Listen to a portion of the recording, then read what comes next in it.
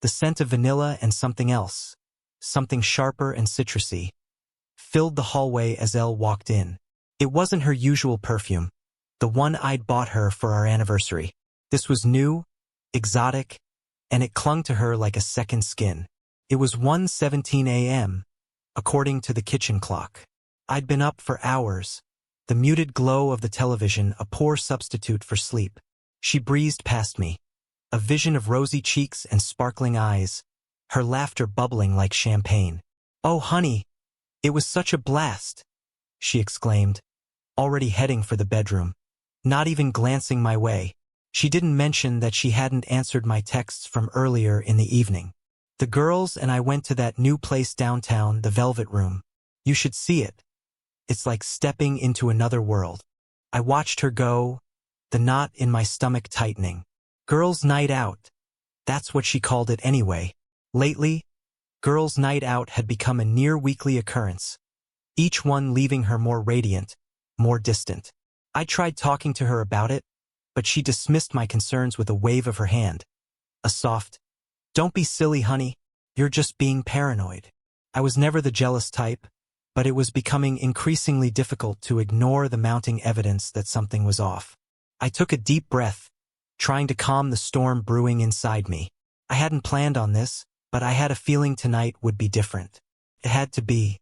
The previous weekend, a nagging feeling had led me down a path I never imagined I'd take. I'd found a way to access her phone records, a pit in my stomach growing with each number I didn't recognize. One in particular stood out, an almost daily call and text recipient listed under a generic first name. Alex. I'd done some digging. A reverse phone lookup led me to a social media profile, a photo of a handsome man with dark hair and a roguish smile. Alex, the bartender at the Velvet Room, the same bar my wife had just gushed about. My heart pounded against my ribs as I went into our office and found the envelope I had been waiting for. I reached in and pulled out the printout, a receipt from the Velvet Room dated just an hour earlier. I hadn't asked for it directly, just requested a copy after explaining I was looking for it. I paid a small fortune for that little piece of paper, but I was sure it would be worth it. I walked into our bedroom. She was humming softly, pulling a nightgown over her head, the scent of that citrusy perfume hitting me again. She turned to me, a smile on her face, the kind of smile that used to melt my heart. Now it just twisted the knife in my gut. "What's up, honey? You look like you've seen a ghost." I held out the receipt to her, the one I had painstakingly waited for, the one that would finally tell me the truth of what was going on. "Just a little something from your girls' night out," I said, my voice surprisingly even. She took the receipt, her smile faltering as she scanned the numbers. I watched as the color drained from her face, her eyes widening in horror. The bill wasn't large. Only $87, not enough to shock most people. But the items she ordered were enough to turn her world upside down. She stuttered, her voice thin. What is this? This must be a mistake." "Is it?" I asked, the quiet in my voice now sharp like splintered glass. I pointed to the first line item. 2 kettle 1 martinis. I continued down the list. Another 4 Manhattans, followed by 2 old fashions, 2 sidecars, and 2 French 75s. I didn't need to ask how it was possible for one person to drink so many alcoholic beverages in one evening.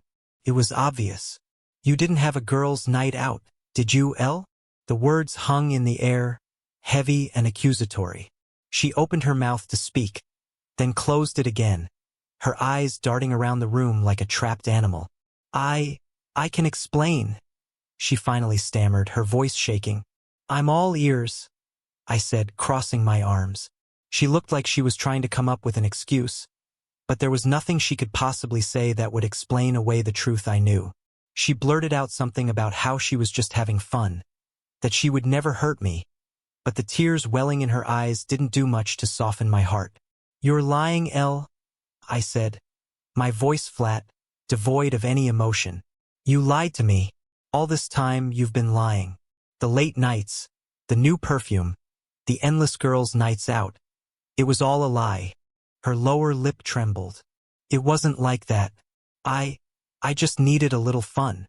"Fun?" I laughed, a harsh, bitter sound. You call sneaking around with some bartender fun? The tears finally spilled over, streaking her makeup. She looked like a child caught with her hand in the cookie jar. She tried to reach for me, her hand outstretched, but I stepped back, disgusted by her touch. I pointed at the receipt, my finger trembling. This is not girls' night out fun. This is called cheating. You were with him, weren't you? Alex, from the bar. She didn't answer. Her silence was more damning than any confession. I let out a breath I didn't know I was holding. I didn't shout. I didn't scream. I just spoke the words that had been building in my chest for weeks. I'm done, Elle. I'm done with the lies. I'm done with the deceit. I want you out. I want you gone. Her eyes widened. What? No. You don't mean that, she shrieked, her voice laced with panic. She tried to touch me, but I stepped away from her like she was the plague. She reached for my hand again. This time, I swatted it away and turned around, walking into the other room. I'd already contacted a lawyer, already done the groundwork. I walked into the office and grabbed the already prepared separation papers. I turned and walked back into the bedroom. I held them out to her. These are for you. They're all in order. Sign them. She stared at the papers as if they were a venomous snake. She tried to say something, but I just pointed to the papers again. The tears were streaming down her face now. I don't understand. How could you do this? She stammered. I'm done, Elle. You made your choices. I made mine. Sign the papers. She went on and on about how she was sorry, about how we could work through this. I had expected this. All I could do was stand there. I wasn't feeling any more anger, but I wasn't feeling any sorrow. All I felt was indifference. Finally, she took the pen, her hand shaking as she signed the papers. She threw the pen on the nightstand and looked at me with a mixture of shock and betrayal. She gathered her things. I wasn't going to touch her. I wasn't going to say anything. I just turned around and walked to the living room. I sat on the sofa, my gaze fixed on nothing. I heard her footsteps behind me as she walked out the front door. I listened to her car start and drive off. I closed my eyes. I felt nothing, just empty space where my heart once was.